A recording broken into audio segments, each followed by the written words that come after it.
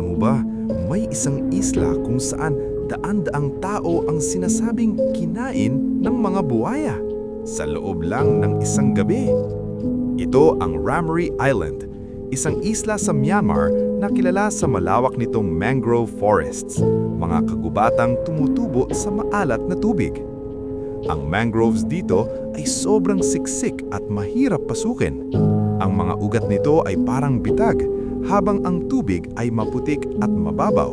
Perpektong lugar para sa mga mandaragit. At ang pinakakinakatakutan sa lugar na ito ay ang saltwater crocodile, ang pinakamalaking uri ng buwaya sa buong mundo. Kaya nitong lumaki ng higit 6 na metro at kayang umatake kahit sa lupa o tubig. Noong World War II, naging sentro ng labanan ang isla sa pagitan ng British at Japanese forces.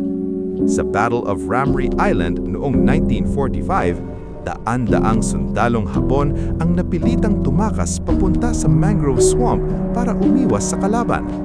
Pero hindi nila alam, ang pinasok nila ay pugad ng mga gutom na buhaya. Sa gitna ng dilim at putikan, isa-isa silang nawala. Ayon sa ilang ulat, kakaunti lang ang nakaligtas.